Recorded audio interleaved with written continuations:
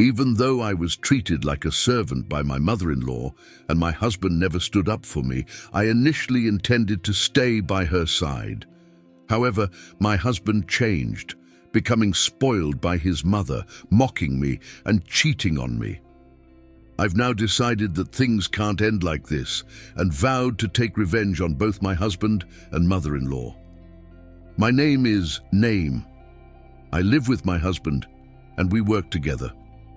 I'm overwhelmed with work and daily household chores, leaving no time for myself. My mother-in-law lives nearby, but my husband doesn't help with the housework. When I visit their home, they treat me like a maid. Today, I'm taking care of my brother-in-law in the hospital because my mother-in-law calls me early, even on my days off, to do these tasks. Before, they made me drive around like a taxi driver, but now I take care of my paraplegic brother-in-law. Even though I pity him, I promise to help out of my own will. My brother-in-law, Renan, was my mother-in-law's favorite, while my husband was mostly ignored. This frustrated me because I always wanted to support my husband. However, my mother-in-law's and husband's attitudes drastically shifted after Renan's accident, which left him in a wheelchair. I genuinely wished he could have moved out. His inability to work and contribute financially is seen as a disgrace to the family, according to my mother-in-law. Despite the help we had received from my brother-in-law in the past, she continued to treat him like an unwanted intruder, which was incredibly cruel. On top of that, my husband started mocking him, behaving just like his mother. It's unsettling to think about how Renan, who had not only lost the use of his legs due to the accident, had to endure such hurtful remarks. Renan had always been kind to my husband, but despite that, my husband made comments that only made things worse during a visit to the hospital.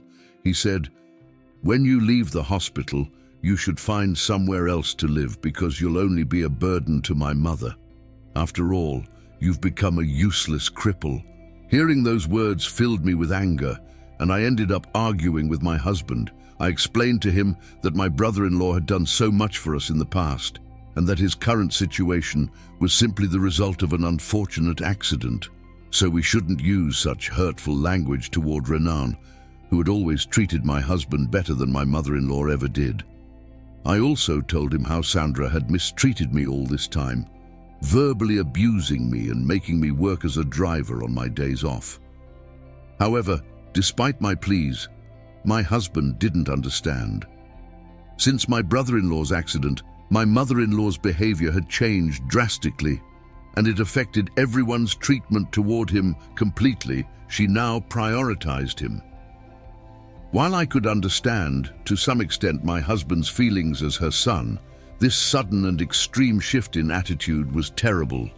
He had never had a praiseworthy personality, but I never expected my husband to change so drastically. It was both shocking and sad. One day, my husband suggested a family trip to Hawaii, thinking it would be nice to have some fun and break away from the routine. We were all excited about the idea, but I started worrying about my brother-in-law, who couldn't go to Hawaii because of his condition. I shared my concerns and was told that a caregiver would be hired to stay with him during the trip.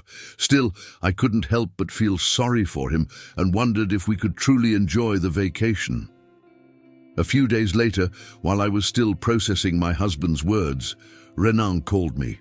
He had heard about the trip and reassured me not to worry about him, saying he would be fine. He wanted me to relax and enjoy myself.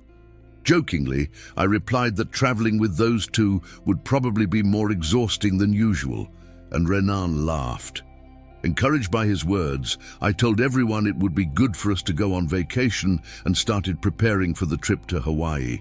However, the responsibility of handling the itinerary and contacting the travel agency fell on me while my mother-in-law, she kept updating me on her hotel preferences and itinerary details, but her choices were constantly changing.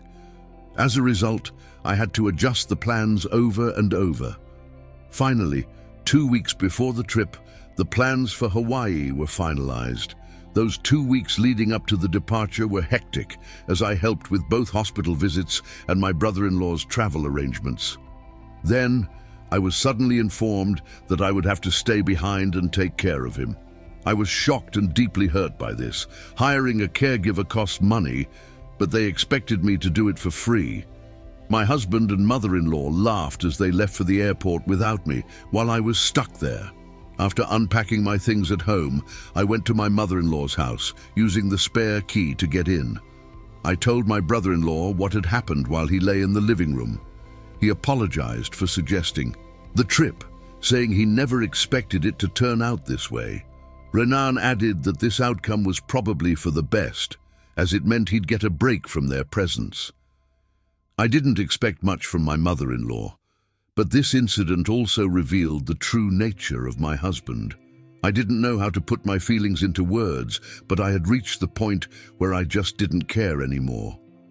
Looking down, I noticed Renan's immobile legs and left hand, but in the next moment, his body, which had been lying still, suddenly rose. Startled, I screamed and asked him how. He managed to stand up, and my brother-in-law explained that although he had an accident, he wasn't permanently paralyzed. He had been wanting to free himself from my mother-in-law's constant interference for a while. He stayed with the family because they convinced him to keep living with them instead of moving out on his own, and also because he could barely afford to live independently. At the time of the accident, Renan said he was thinking about how to get rid of his mother without causing problems. The turning point came when he lied and said he was paralyzed and couldn't walk.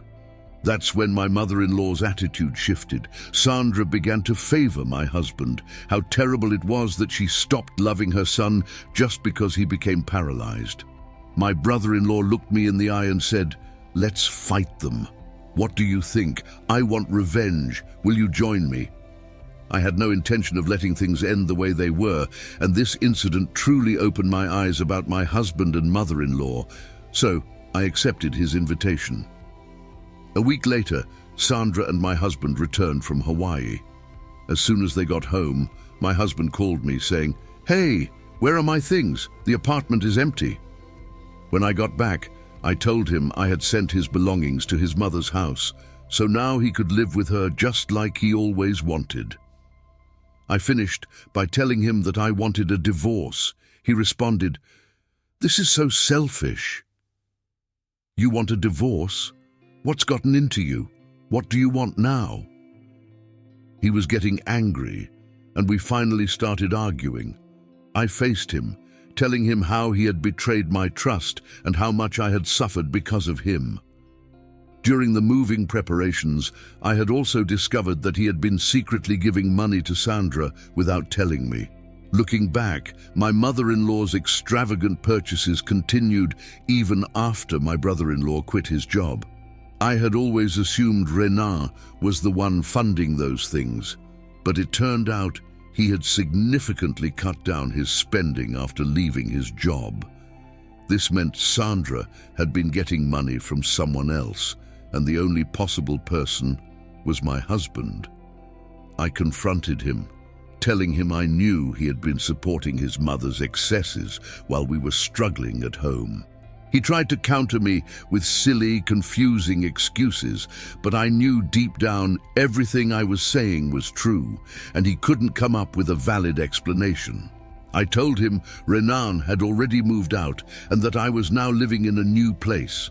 I also made it clear that neither Renan nor I had any intention of dealing with him or Sandra anymore, so it would be better for him to live with his mother.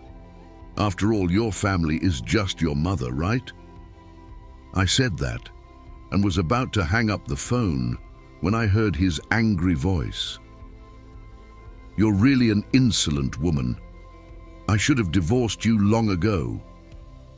"I'll be much happier living with my mother," my husband shouted into the phone. Even in such a situation, he couldn't stop talking about his mother.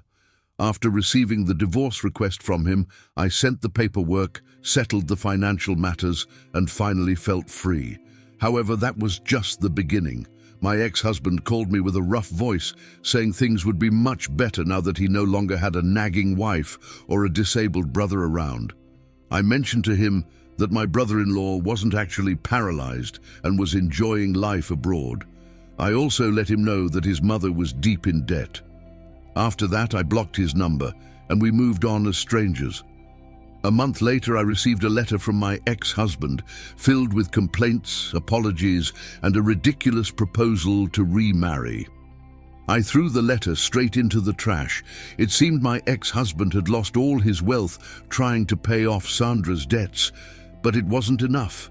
They had to sell the family home. As for my mother-in-law, she was desperately searching for Renard, who had left for overseas. Life after the divorce has been incident-free for me, and I recently found out that my mother-in-law declared bankruptcy. I no longer feel anger when looking back on the past. The plan my brother-in-law and I carried out seems to have worked.